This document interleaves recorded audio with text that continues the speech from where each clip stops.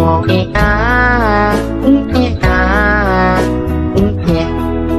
been a really, really messed up week. Some days told you, some days better. La la la, la la la. Suci kembali dikejutkan lagi dengan kemunculan suara laki-laki yang juga ikut nembang Jawa. Ya astagfirullah, apalagi nih, mana ada sinden nyanyi malam-malam di dekat jendela kamar aku. Hai, wassalamualaikum warahmatullahi wabarakatuh. Terima kasih sudah klik video ini. Oke wah, jadi malam ini aku akan membawakan lagi satu kisah horor Wawa yang malam ini sudah sampai di part 192 ya. Malam ini aku akan menceritakan kisah teror yang dialamin sama Wawa pada saat memasuki bulan Suro. Nah, masalahnya di sini gangguan tuh nggak cuma terjadi satu hari aja, tapi selama berhari-hari dari awal memasuki bulan Suro sampai bulan Suro ini udah mau selesai 1 bulan full. Nah, penasaran dengan kisah selengkapnya? Jadi tanpa berlama-lama kita langsung masuk aja ke ceritanya ya. Check it out.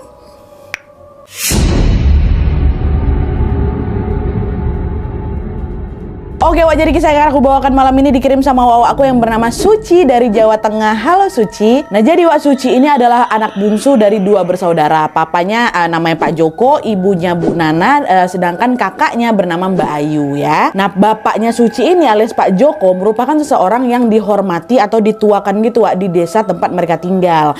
Hal itu terjadi karena memang Pak Joko ini punya kemampuan untuk mengatasi gangguan terkait hal-hal mistis gitu lah Wak. Jadi bisa dibilang bapaknya Suci ini orang pintar gitu ya. Pernah nih ada kejadian di mana Pak Joko ini diminta membantu salah satu tetangga mereka yang kesulitan menemui ajalnya. Dan tepat setelah melihat keadaan si tetangga, Pak Joko ini langsung notice kalau si tetangga tuh sulit meninggal gara-gara dia pakai susuk gitu katanya Wah, ada di dalam tubuhnya susuk tuh. Nah, mengetahui hal itu Pak Joko pun akhirnya membantu si tetangga ini untuk melepas susuk yang bersarang di tubuhnya. Dan setelah Pak Joko mengeluarkan susuk itu, kata Suci 15 menit kemudian meninggal tetanggaku. Nah, dia langsung bisa meninggal lah gitu ibaratnya.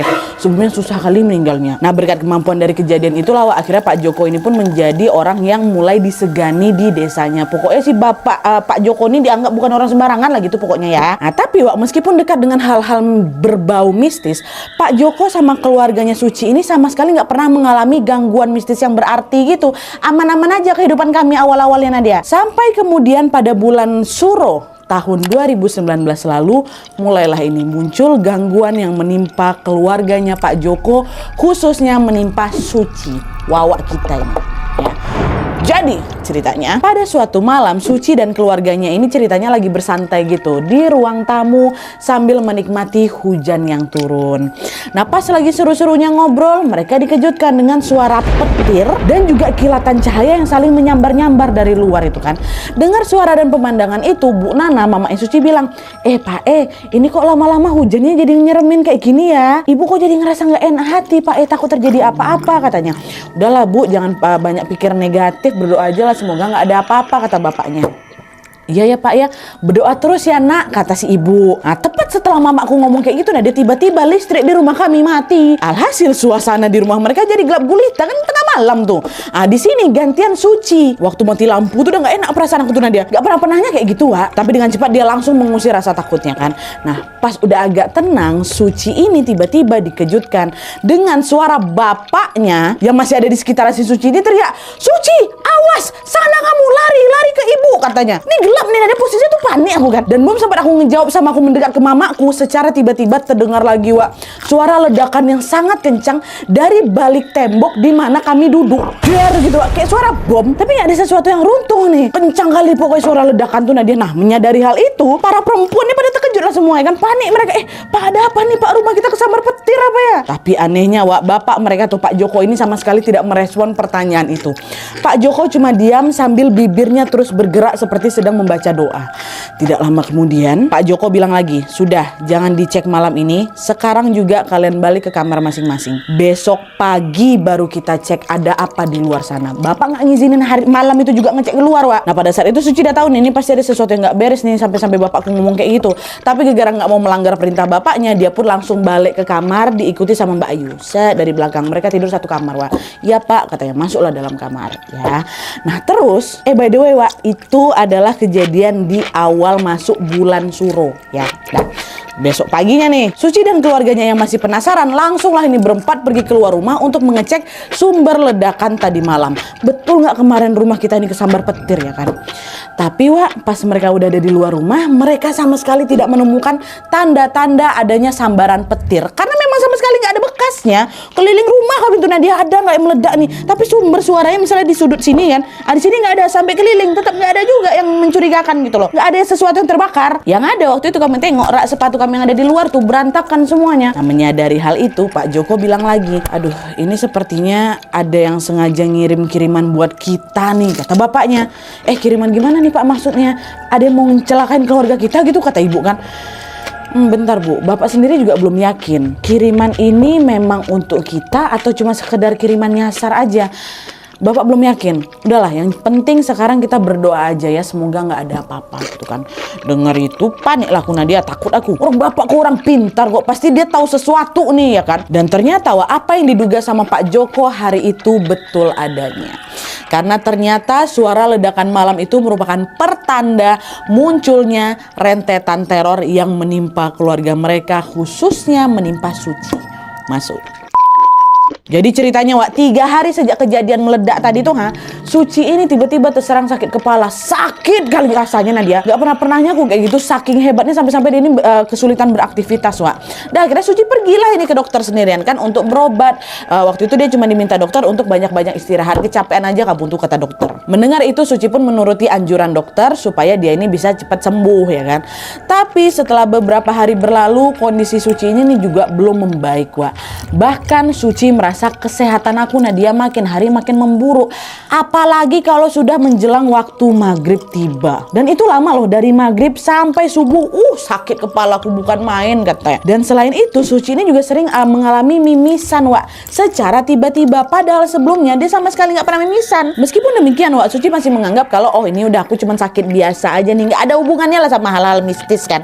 Sampai tibalah pada suatu malam, secara tiba-tiba Suci ini pingsan. Ya, nah waktu aku sadar Nadia, aku udah dikelilingin tuh sama bapakku, ibu aku sama Mbak Ayu. Cemas mereka semua nih. Waktu aku bangun, Pak, Bu, ada apa nih? Aku kenapa? Katanya. Dek, kamu nggak sadar dek, barusan kamu kesurupan, kata Mbak Ayu. Hah?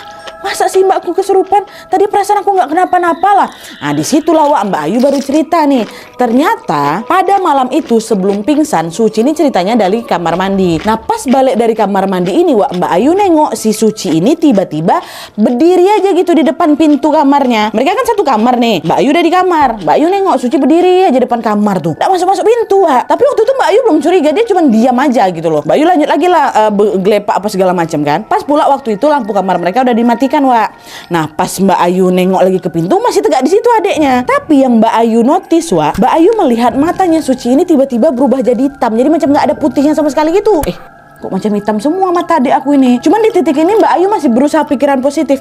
Salah tengok aku nih, itu kelopak matanya si Suci tuh yang hitam tuh gitu kan. Suci, dipanggil-panggil nggak nyaut. Mbak Ayu dibiarkan lagi adiknya Wak, nggak ambil pusing dia kan, dan dia memilih mau tidur nih. Nah pas baru mau memejamkan matanya Wak, tiba-tiba Mbak Ayu terkejut. Si Suci yang tadi berdiri itu tiba-tiba ngomong gini, di sana kata, sambil menunjuk ke arah jendela. Menyadari ada sesuatu yang aneh sama adiknya, Mbak Ayu tak langsung teriak lah, dek ngapa kau bapak ibu ini kenapa nih, siapa nih si Suci ini, cepatlah ke sini katanya. Di sana si Ayu masih kayak gitu tuh, si Ayu si Suci. Nah dengar itu orang tuanya langsung lah datangin mereka berdua. Sedangkan Pak Joko nggak langsung masuk ngampirin Wak, dia cuma ngintip ke kamar bentar, abis itu bergegas melaksanakan sholat. Udah ambil wudhu nih ceritanya Pak Joko waktu itu kan. Nah di sisi lain Suci ini masih teriak juga, di sana sambil lompat ke meja Nadia. Mbak Ayu nengok aku tuh macam ketakutan, di sana kayak gitu. Nah karena penasaran Mbak Ayu buka lah tirai jendela yang ditunjuk sama si Suci ini kan.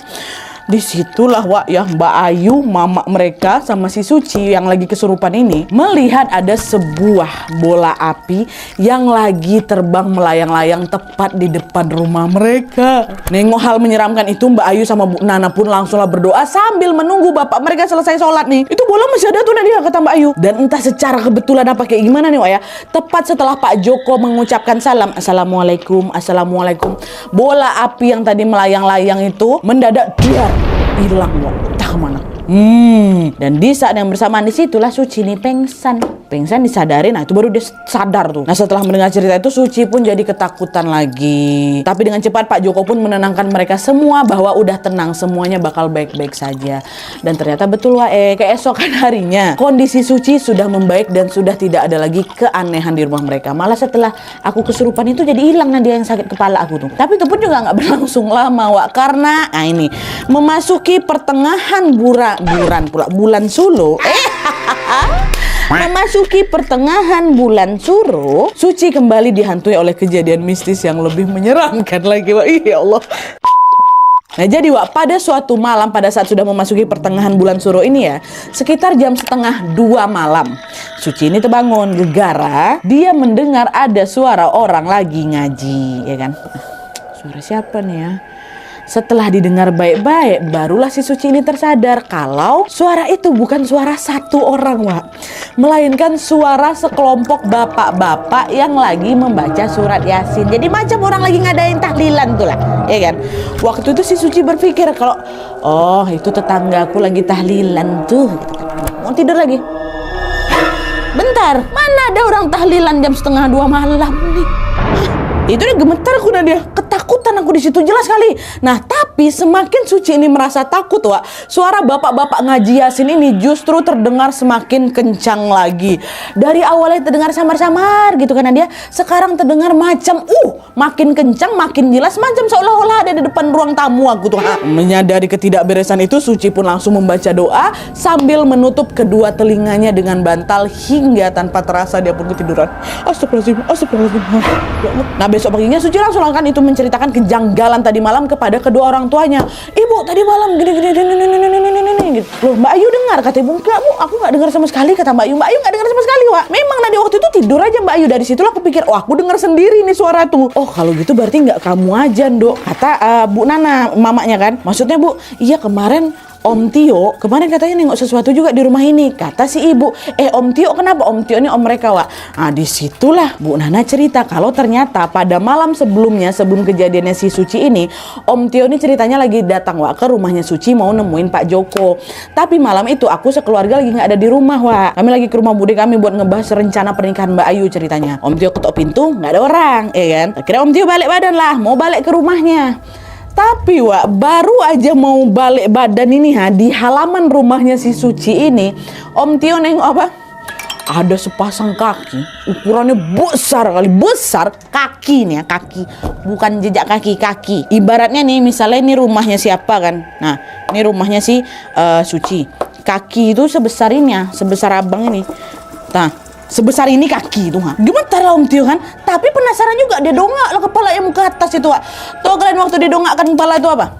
Om Tio sama sekali tidak bisa melihat kepala si pemilik kaki itu, saking tingginya. Tahu kalian? Gak bisa ketengok wajah itu, bayangkanlah sama kalian tuh Om Tio bilang apa? Udah dongak ke atas aku Mbak Yu, yang ku tengok masih kakinya aja. Bayangkanlah sebesar apa tuh. Jadi macam dicegat gitu loh Wak Om Tio nih. Nah melihat kaki sebesar itu takutlah Om Tio pasti kan. Berlari dia tuh mau balik ke rumahnya. Tapi anehnya di sini meskipun Om Tio ini sudah berlari sejauh mungkin, nggak nyampe ke rumahnya Wak. Om Tio ini macam dibuat berputar-putar, tahu kau? Tahu Glenn, macam jauh kali rumah saya waktu itu Mbak. Padahal rumah mereka ini cuma beda 3 rumah aja, nggak nyampe ke rumah. Barulah di tengah kebuntuan itu Om Tio langsung membaca Al-Fatihah sampai akhirnya dia pun berhasil pulang ke rumah dengan selamat. Itu malam sebelum kejadian yang orang-orang tahlilan tuh, Om Tio ini ternyata diganggu juga. Nah di sini Wak, meskipun Suci sudah mengalami beberapa kejanggalan, keluarganya masih tidak bereaksi yang gimana-gimana. Mereka masih menganggap bahwa gangguan itu hanya berlangsung ya udah pada hari tertentu aja gitu. Ntar juga paling menghilang dengan sendirinya gitu kan Wak. Tapi ternyata dugaan mereka lagi-lagi salah besar karena teror suara mistis tadi kembali menghantui Wawa kita si Suci nih. Datang lagi suara tuh tapi lebih seram ya Allah. Nah jadi ceritanya Wak, pada suatu malam jam 2 malam lagi-lagi Suci kembali mendengar suara misterius dari arah jendela kamarnya. Tapi kali ini dia nggak dengar suara bapak-bapak ngaji lagi Wak, melainkan suara seorang wanita yang sedang menyanyikan tembang Jawa dengan sangat merdu. Suara itu halus sekali lah, macam suara khas orang sinden macam mana itu, halus sekali. Suara siapa tuh? Kata si Suci kan. Nah, belum sempat mencerna kejanggalan itu, Suci kembali dikejutkan lagi dengan kemunculan suara laki-laki yang juga ikut nembang Jawa. Jadi di sini udah ada 2 orang yang nyanyi nih, satu suara wanita, satu suara laki-laki. Astagfirullah, apalagi nih? Apalagi nih? Mana ada sinden nyanyi malam-malam di dekat jendela kamar aku? Apa nih? Ini pasti bukan manusia nih. Kata siapa kan? Kata si Suci kan. Terus besok paginya dia cerita lagi sama mama bapaknya kan, "Bapak, Ibu, tadi malam gini nih." Dan kali ini Wak Suci bersikeras bahwa gangguan itu sudah sangat-sangat menguras emosi dan pikirannya. "Bapak, Ibu, tolonglah, aku udah nggak kuat lagi diganggu-ganggu kayak gini. Aku capek, aku nggak bisa tidur nyenyak," kata si Suci. Mendengar keluhan itu, akhirnya di sini Bu Nana tuh macam membuatkan jimat gitu lah Wak, yang berisi ada bawang putih, ada bunga, dan juga ada suatu tanaman katanya sadalanang. Nah, kayak gitulah. Tuh bahan-bahan itu dibungkus dengan sebuah kain dan diikatkan di jendela kamarnya Suci. "Dah, insya Allah nanti malam kamu nggak diganggu lagi," kata ibu kan. "Iyalah Bu, semoga Suci bisa tidur nyenyak." Nah, udah pasang jimat nih. Malam harinya langsung nih, Suci alhamdulillahnya bisa tidur seperti biasa. Dan alhamdulillahnya juga malam itu nggak ada gangguan apa-apa nih Wak. Suci sama sekali sudah tidak mendengar suara misterius ataupun gangguan-gangguan lainnya. Tapi itulah, ketenangan itu juga hanya berlangsung sementara karena pada hari ketiga setelah pakai jimat tuh Nadia, Suci ini kembali lagi mengalami kejadian mistis yang menurut aku lebih ekstrim lagi Wak. Nah ini nih, sudah masuk di hari terakhir di bulan Suro ya. Waktu itu balik lagi, Suci kembali terbangun di tengah malam dan kali ini dia terbangun gegara mendengar ada suara seorang wanita lagi baca surat Al-Fatihah. Tapi merindingnya di sini Nat, cara si suara ini membaca tuh nggak kayak kita membaca Al-Fatihah macam biasa, enggak. Suara itu terdengar seperti suara seseorang yang berdoa nih ya, yang berdoa dengan nada menyepelekan. Bisa kalian bayangkan gimana? Jadi dia tuh membaca doa nih secara patah-patah Wak, seperti anak yang baru belajar ngaji. Kayak gini suaranya Nat. Bismillahirrahmanirrahim. Alhamdulillahirrahmanirrahim.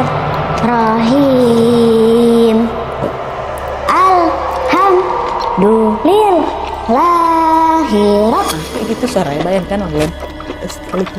Penasaran lah si Suci ini kan, dia ngebatin, siapa nih suara yang berdoa di belakang telingaku. Di belakangnya Wak. Suci yang awalnya tidur ngadep ke tembok ini akhirnya noleh lah ke belakang. Kan harusnya Mbak Ayu di belakang dia kan. Pas balik badan itu Nat, disitulah Suci melihat ada seorang nenek-nenek yang tidur di tengah-tengah antara aku sama Mbak Ayu. Ya, sosok itu memakai atasan kebaya putih dan sehelai jarik coklat seperti pakaian yang memang biasanya dipakai oleh para sinden. Dia juga pakai tuh sanggul, tapi rambut bagian depan yang juntai aut-autan gitu.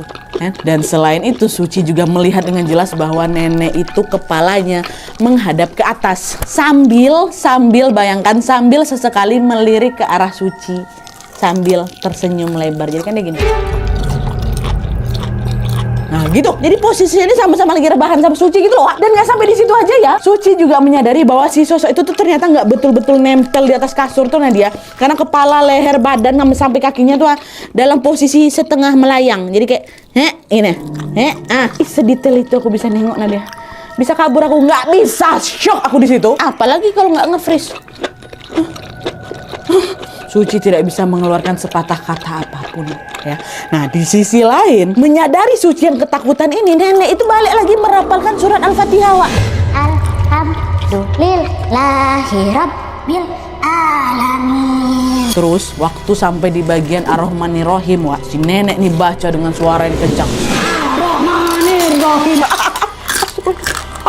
Aduh terbayang macam orang yang lagi teriak kayak gitu. Udah selesai Ar-Rahmanir-Rahim Wak, bergeser sosok nih, didekatkannya pipinya ke pundak aku Nadia, jadi macam orang lagi ngelendar gitu. Nah, dan ini dia masih baca surat Al-Fatihah Wak ya. Terus waktu sampai ke ayat Maliki Yaumiddin ya kan, dia balik lagi dan ke posisi awal. Jadi waktu Ar-Rahmanir-Rahim, di sini dia Maliki Yaumiddin, dia balik lagi ke posisi awal dan menjauh dari pundaknya si Suci. Masih lanjut lagi, Suci makin syok lagi ketika sampai di ayatnya Iyyaka na'budu wa iyyaka nasta'in. Si sosok ini justru menoleh ke arah Suci sambil menggerakkan kepalanya ke kanan dan ke kiri. Kayak gimana dia Wak? Ya, karena Seram aku. Kayak gitu. Wudu. Wah iya. Suci nih Wak ya, sampai ngirimin video peragaan waktu sosok ini patah-patah kayak tadi tuh, biar kita tuh bisa bayangin, biar kami bisa bayangin, dikirim karena video tuh kayak gitu. Dan Nadia, cobalah bayangkan serentetan tadi waktu dia bacain surat Al-Fatihah dari pertama tuh, macam mana nggak shocknya aku tuh Nadia. Aku cuma bisa apa, nangis, berdoa, tutup mata, ya Allah tolonglah ya Allah, usirlah ya Allah, jauhkan Mbak Ayu. Sadar Nadia, nggak tidur Mbak Ayu. Dan alhamdulillahnya secara tiba-tiba Suci pun bisa bersuara dan langsung berteriak di situ, ibu, kata dia. Dan tepat setelah Suci memanggil ibunya, sosok nenek tua ini pun langsung menghilang dari hadapannya si Suci. Wah. Dan barulah setelah dengar suara adiknya nih teriak manggil ibu, baru Mbak Ayu nih tersadar. Disusul juga sama Bu Ana sama Pak Joko yang mendatangi kamar mereka. Pada saat itu aku udah nggak bisa lagi cerita, Nadia, aku shock. Udah macam udah mau kejang-kejang badannya si Suci nih, Wak. Ditenangin, panik juga lah orang tuanya kan, ditenangin. Baru kenapa nak, kenapa, coba ceritain. Barulah diceritain semua pengalaman horor kali yang baru aja dialami itu. Dan tanpa berlama-lama lagi, saat itu juga bapaknya Suci ini langsung memandikan Suci dengan air kembang sambil berdoa memohon perlindungan Allah Subhanahu wa taala waktu itu langsung ya. Dan udah setelah menjalankan ritual mandi kembang itu, Suci mengaku bahwa teror itu pun akhirnya berhenti menghantui Suci. Tapi tunggu dulu, ceritanya belum selesai. Belum. Itu memang kejadian horor yang menutup bulan Suro kemarin, Wak. Tapi beberapa hari setelah bulan Suro itu berlalu, Suci ini ternyata masih juga didatangin sama sosok nenek sinden tadi. Jadi ceritanya waktu itu Mbak Ayu ini udah nikah, Wak. Dia tinggal sama suaminya. Jadi setiap malam ya Suci jadi tidur sendirian lah di kamarnya kan, kakak udah nikah kok. Nah, pada malam hari itulah dia itu tiba-tiba dengar ranjangnya itu berdecit, seolah-olah ada orang lain yang juga mau tidur di sana. Jadi krek gitu. Ranjang aku tuh juga dari kayu. Nah, dia jadi kedengaran kali kalau misalnya ada orang yang naik ke atas kasur, kalau ada pergerakan tuh pasti terdengar. Suci yang penasaran dibalikkan ya lah badannya buat nengok itu sumber suara kan.